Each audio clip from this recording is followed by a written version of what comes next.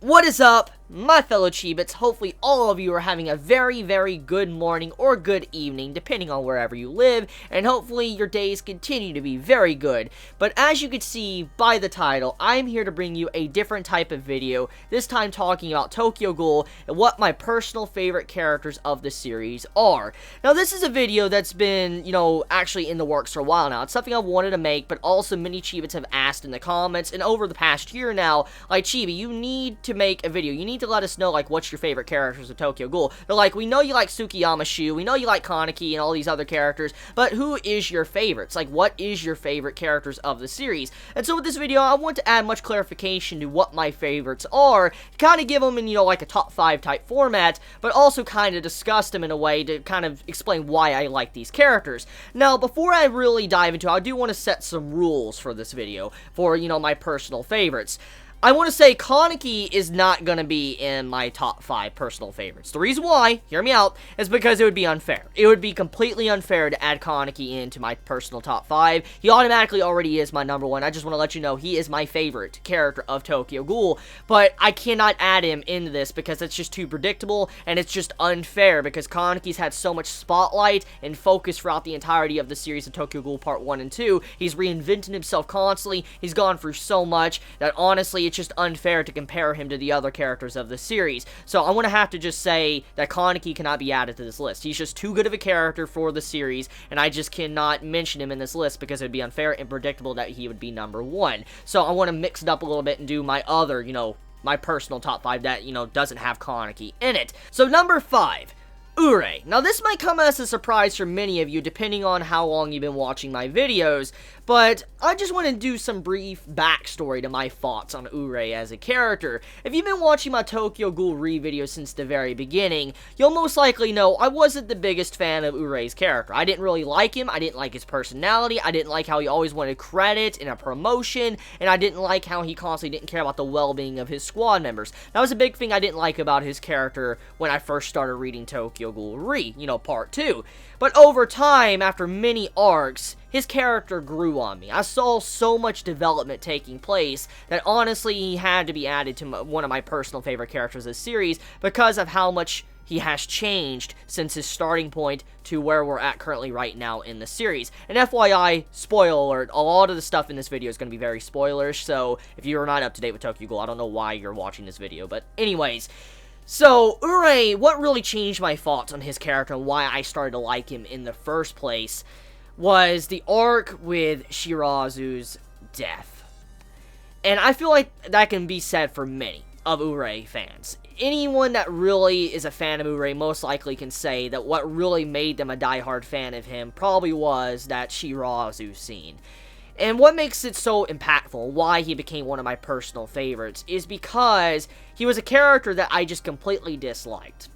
But in that one scene, after everything he said and done throughout Part 2 of Tokyo Ghoul, his squad member Shirazu puts everything on the line. He breaks his frames, he goes all in to fight this unstoppable ghoul, which was Noro. Urei realizes his friend's gonna die, and in his mind, that's constantly always made fun of people around him, made fun of Shirazu and everything. In his mind, for the first time, for like a very few moments, this man says, "Please don't die," and you just see the desperation in his face throughout the panels, the way Yoshida depicts his character. You see the desperation, he's realizing he's about to lose someone very close to him, and in that scene, when Shirazu finally dies, when he is at death's door, and Shirazu's like, you can have the credit, and Urei's like, no, you can have the credit, the credit's all yours, you can have it, you can have that promotion, and all that. That's what really hit me. A character that was so focused on his own power, his gain, what he can accomplish, and how he can be stronger, how he can get this power, how he can move up and get a promotion and credit. He let all of that go because he realized what was important in that moment. His friend Shirazu that was dying.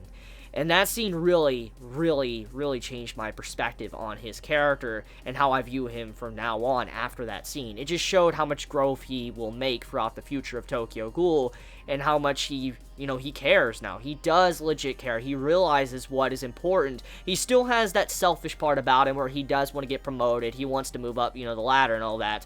But he now knows what's really important. The people around him, his squad members. Moving on to number 4, Hide as a character really strikes an emotional chord in me. And every time I go back to this one certain part of Tokyo Ghoul, I always want to tear up. I always do. And I think many of you, if you've read Tokyo Ghoul Re, you know what part I'm talking about. That part when he tells Kaneki the truth and how he wants Kaneki to live. And how Kaneki says, I'm so lonely. And Hide's trying to cheer him up. Hide is that best friend that we wish we all had. Hide went so far for Kaneki. He did things that normally you would never do for someone. He tried to stay out of Kaneki's business as best as he could, but at the same time, he was helping him behind the scenes. And I respect that about Hide, and I really like that emotional moment at the end of Tokyo Ghoul Part 1, of how it's revealed that he knows Kaneki was lying, he knows Kaneki was a ghoul this entire time, and it just shows you how much he really cared about him, and what type of friendship they really had, and how he knows things about Kaneki. He's revealed so much, too. He was someone that gave us so much information of how Kaneki's person is. I mean, how he lies, puts his, hand on his chin. Just Hide is a character that's a mystery. He's a big mystery. And a lot of characters of Tokyo Ghoul are a mystery. But Hide is a true bro. And he's someone that we really don't know at this point in time of Tokyo Ghoul if he really is dead or alive. But regardless, though, he is such an epic character. And without Hide, Kaneki wouldn't be alive to this day. And that's enough for me. And I really appreciate Hide's character and how much he really cared for Kaneki. It's just his personality that really stood out to me. So, besides that, moving on to number 3. I would say Tsukiyama Shu.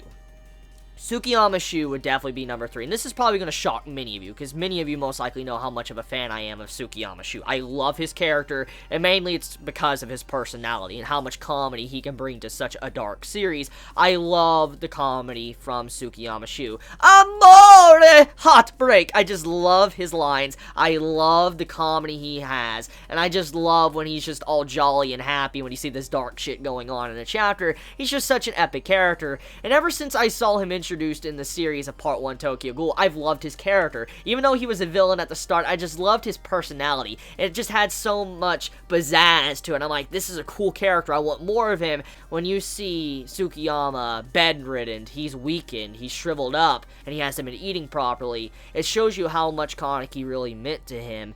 And it was such a shocking moment, seeing a character that was like the life of the series, someone that constantly was, just being happy, just frolicking around, and just always putting a smile on the reader's face throughout Part 1, just being so depressed and sad in the early stages of Tokyo Ghoul Re. It was just so shocking, and it was just something out of the norm for his character, that it really added an interesting development for his character, what we got to see from him and what he really cared about. And it really showed us he no longer cared about Kaneki just as food. He cared about him as an actual person, as a friend that was close to him.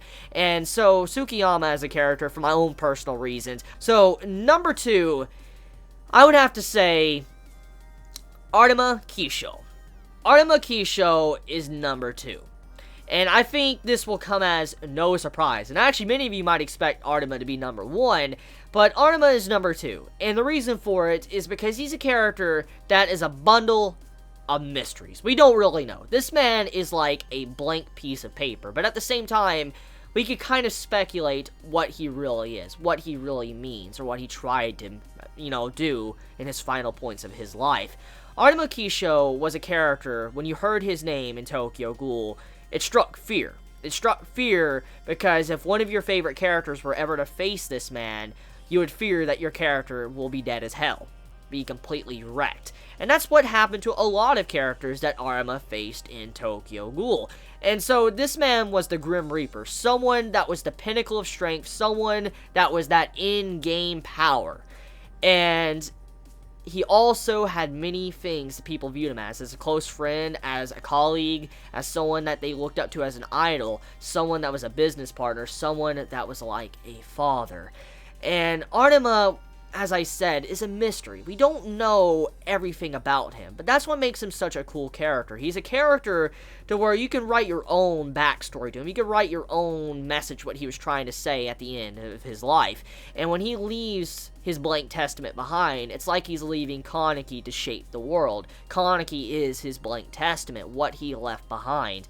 And I appreciated Arima's character for what he stood for, and how, you know, even though he did such despicable things, he killed so many people, and he knew the truth of the world, he knew, you know, how the world was in a birdcage, he still did these things, but he realized what was wrong and how despicable it was, and he felt very bad about it. And in the final stages of his life, he was happy to finally leave something behind, which was Kaneki. And you can also say without Arima, Kaneki would never have made it in part 2 of Tokyo Ghoul. Kaneki would have died if it wasn't for Arima. Arima could have killed him at the end of part 1, and that could have been just GG to his character. But Arima, he decided to take Kaneki under his wing and try to train him, teach him how to survive in this broken and cruel world. And he was such a great mentor, such a great father figure, and his final points of his life definitely were something that was the most beautiful deaths I've seen in actual manga. I really miss Arima as a character, but I'm glad he died like he did, because he just has so much meaning and weight, because he's the one that was waiting for Kaneki to take up the mantle of One-Eyed King. And likewise can be said for Eto as well. I guess I could throw in Eto too into the mix with Arima's character as my personal favorite, because without Eto and Arima, Kaneki wouldn't be where he's at to this day. He would not be developed as he is, and he wouldn't be the One-Eyed King. My personal favorite character, which might surprise some, might not, it depends. My personal favorite is Furuta. And the reason for it is because this man, without him, we would not have Tokyo Ghoul.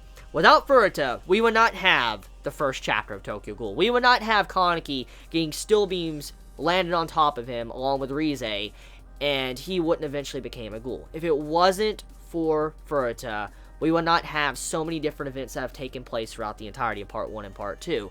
He is such an important character that's been behind the scenes since the very beginning that it's just absolutely crazy. To his character being briefly shown in the first part of Tokyo Ghoul, and nobody really noticed or took notice of what he was or who he was. We thought he was just a fodder type character. It's amazing how someone like him turned out to be one of the most important characters of Tokyo Ghoul. I mean, let's just factor into his first appearance in Ri.